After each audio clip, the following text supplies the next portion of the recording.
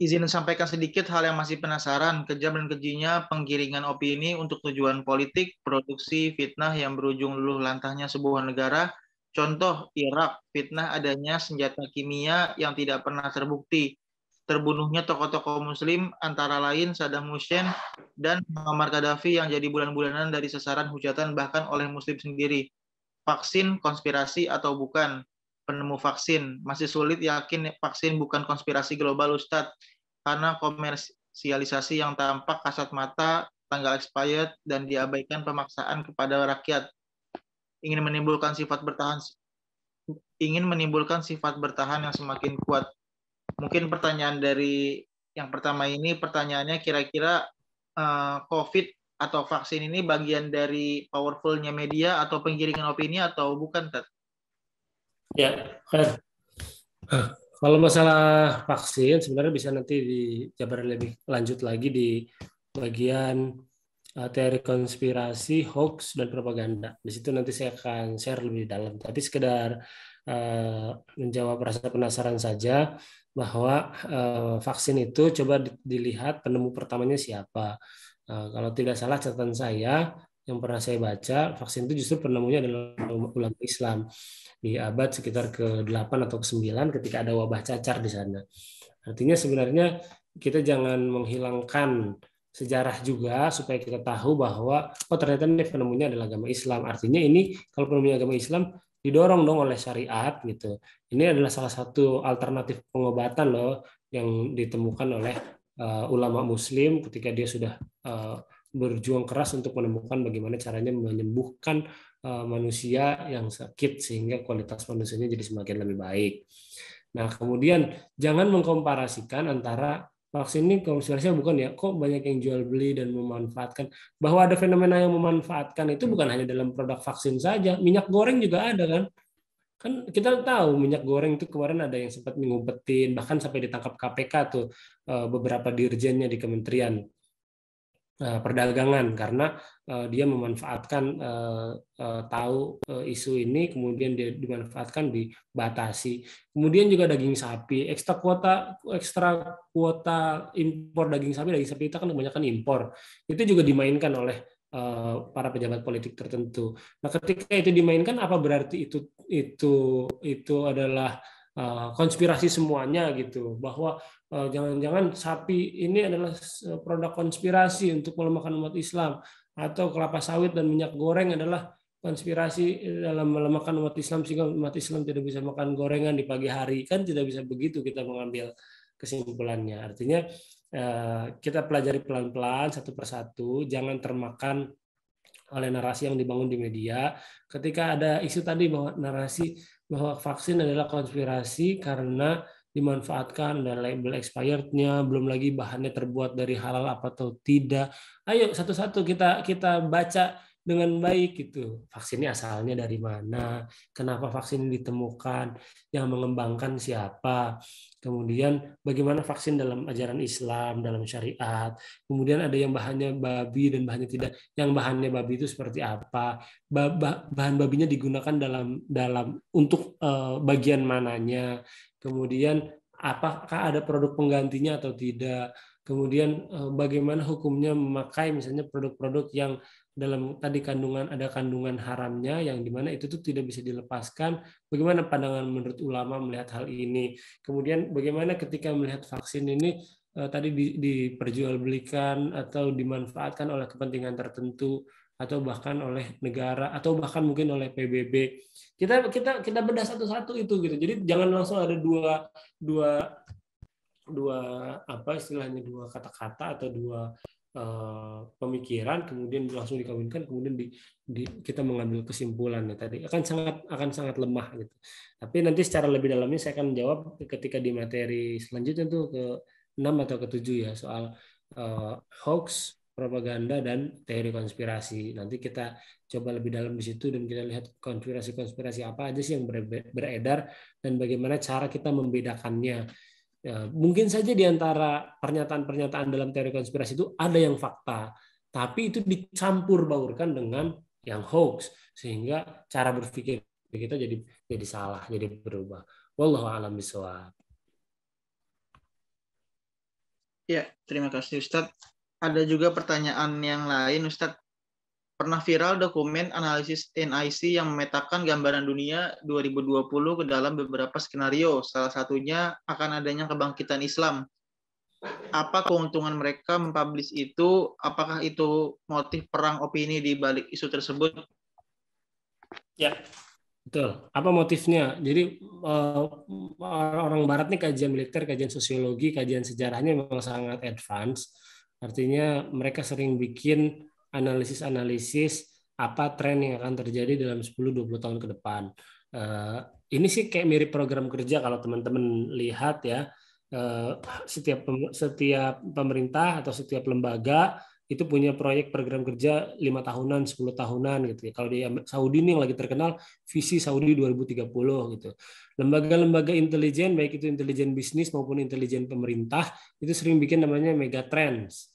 Tren apa yang terjadi dalam 5 tahun 10 tahun kemudian ke depan sehingga mereka dapat mengantisipasi, mereka bisa mereka bisa melakukan pencegahan jika sesuatu yang buruk buat mereka itu terjadi. Jadi konteksnya kita melihat hal itu. Jika misalnya dalam bagian IC bikin proyek kebangkitan Islam, memang sejak lama banyak pengamat yang sudah menilai dari sejumlah indikator-indikator yang ada bahwa kebangkitan Islam ini tidak akan lama lagi. Di antaranya ya indikatornya banyaknya orang-orang yang convert ke Islam, kemudian banyaknya semakin majunya tingkat pendidikan orang-orang Islam, kemudian kekalahan Barat di sejumlah medan pertempuran yang menyebabkan moral orang-orang Barat terhadap Islam itu semakin lemah, gitu, seperti di Afghanistan dan di Irak. Apalagi kepalsuan atau kemunafikan yang dilakukan oleh pemimpin Barat terhadap Islam ini justru semakin meningkatkan kejayaan Islam, artinya bukan semakin buruk. Jadi kalau ditanya apakah ini adalah perang opini juga, ya tadi biasanya megatrends atau analisis-analisis yang ke depan yang dibuat oleh orang-orang Barat itu dilakukan untuk mengantisipasi. Jadi ketika nanti mereka memprediksi Islam akan kebangkitan, bagaimana sih yang bisa mereka lakukan untuk menghambatnya? Di sini sebenarnya ada nih saya bukan dari NIC, tapi dari Rand Corporation. Ini juga lebih lama daripada NIC. Kalau NIC kan berjangka 10 tahunan, 20 tahunan. Ini adalah misi yang ditulis oleh Rand Corporation. Rand Corporation itu tadinya adalah lembaga strategis di bidang peperangan. Banyak menasihati Presiden Amerika terkait peperangannya di seluruh dunia, dari bahkan sejak perang Teluk, perang Vietnam sampai perang Irak dan perang Afghanistan. Nah, dia pernah bikin buku judulnya Civil Democratic Islam, Partner, Resources, and Strategy. Bagaimana masyarakat demokrat Islam yang demokratis bisa menjadi partner, bisa menjadi sumber daya, bahkan strategi-strategi apa yang bisa diterapkan.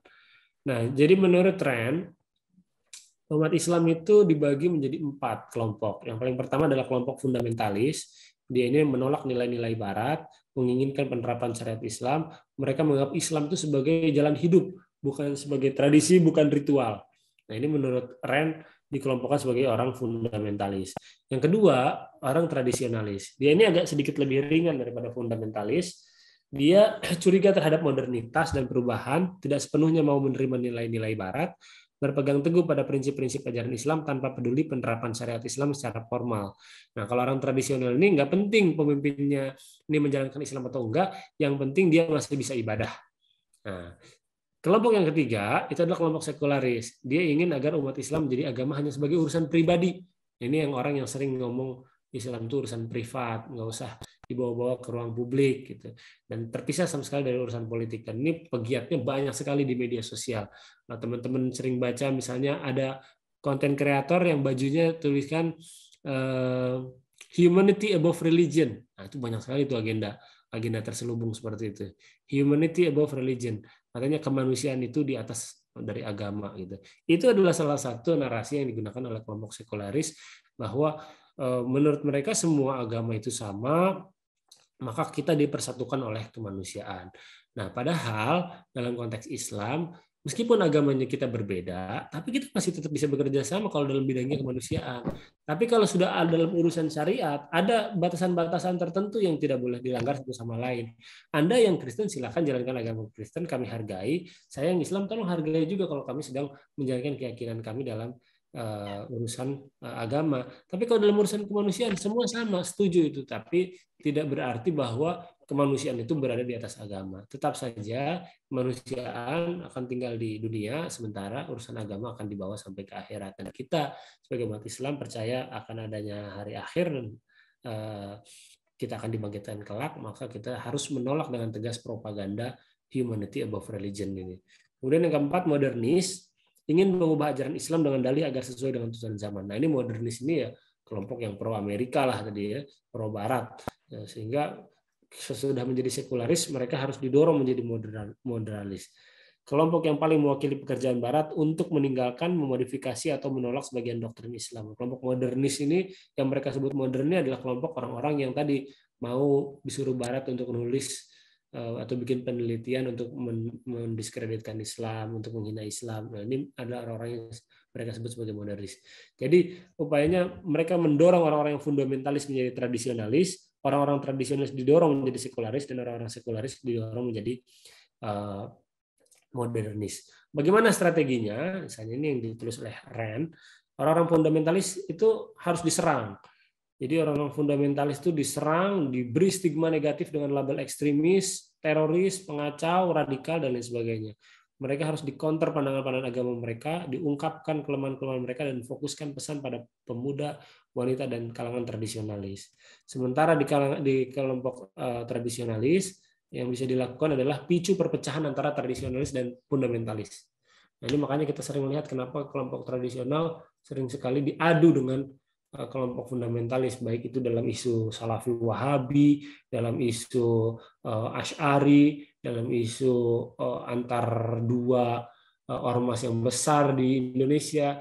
Nah, ini karena memang adalah strategi yang diterapkan oleh Rand Corporation kepada Barat. Cegah mereka untuk melakukan kerjasama dengan fundamentalis. Jadi jangan sampai tradisionalis itu kerjasama dengan fundamentalis.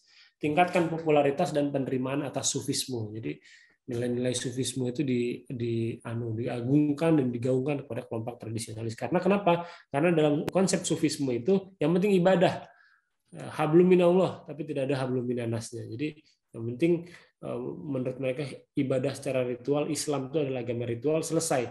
Mereka tidak peduli dengan sosial, mereka tidak peduli dengan realitas yang terjadi hari ini. Modernis dukung sekularis dorong untuk menjadikan kelompok fundamentalis sebagai musuh bersama, jauhkan mereka dari beraliansi dengan pasukan anti Amerika, dan dukung ide bahwa agama bisa dipisahkan dari negara dan itu tidak berbahaya bagi keimanan. Nah, ini menarik nih. Jadi orang-orang sekuler itu adalah para pengusung nilai-nilai Barat, sehingga mereka lah yang dijadikan istilahnya para ujung tombak untuk mendukung ide bahwa agama itu harus terpisah dari konsep negara, dan kalau terpisah itu tidak berbahaya bagi keimanan. Dan terakhir, kelompok modernis ini ada kelompok yang didukung oleh kelompok Barat dan didanai dengan sangat besar, difasilitasi, diundang-undang ke Amerika untuk hadir di acara mereka, untuk diharapkan untuk menjadi penyebar pesan mereka di tengah masyarakat yang beragam ini. Nah, ini di antara strategi Barat membajak Islam, menyembunyikan tangan Amerika, dan memilih Muslim boneka untuk menyajikan Islam versi baru. Jadi Islam dibuat oleh kelompok Rand Corporation ini berbagai macam NGO di beberapa daerah untuk menjalankan misi mereka, sehingga yang berjalan atau berusung di depan adalah seolah-olah tampilannya Muslim, padahal sebenarnya pikirannya Barat. Melabeli setiap Muslim yang menginginkan penerapan syariat Islam sebagai fundamentalis, ekstremis, pengecut, dan pengacau, merusak pemahaman tentang konsep syariat, jihad, khilafah dari pandangan para pemuda Islam, dan memanfaatkan ormas-ormas tertentu sebagai perpanjangan tangan mereka. Dan terakhir, mengembangkan Islam dalam konteks lokal, Islam Indonesia bukan Islam di Indonesia, dengan alasan toleransi dan pluralisme. Itulah barangkali sekelumit strategi Barat yang barangkali tadi kalau dalam konteks pertanyaan tadi, mereka kan membuat tadi prediksi bahwa Islam itu ke depan akan menjadi pemimpin peradaban, bisa menantang Barat sebagai pemilik hegemoni kekuasaan hari ini. Nah, tujuannya diantaranya adalah justru untuk mengantisipasi, bukan hanya sekedar memberi informasi bahwa ke depan Islam loh akan maju gitu. Tapi yang mereka lakukan adalah ini loh para pemimpin Barat atau para pemimpin antek Barat di negara-negara Islam, ini yang harus kalian lakukan sehingga Islam itu tidak menjadi pemimpin di masa depan. Wallahu a'lam bishawab.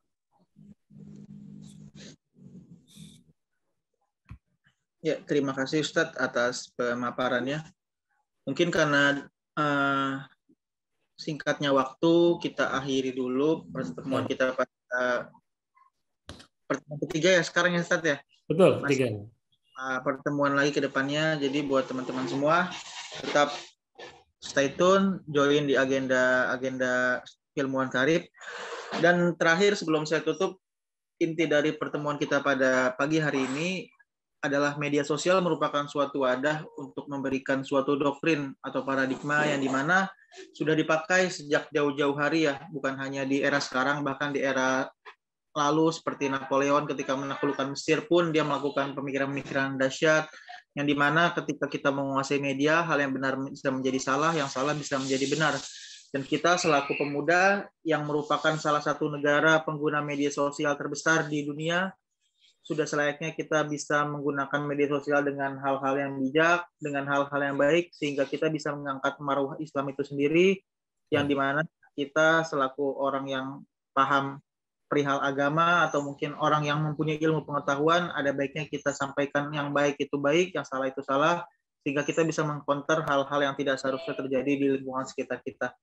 Oke, terima kasih kepada Ustadz Fajar yang telah menyampaikan materinya terkait media sosial pada pagi hari ini. Semoga ilmu yang didapatkan ini menjadi suatu hal baru untuk kita yang bisa kita aplikasikan di kehidupan sehari-hari.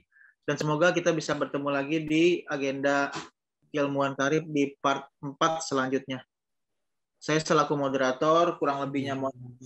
Assalamualaikum warahmatullahi wabarakatuh. Waalaikumsalam warahmatullahi wabarakatuh.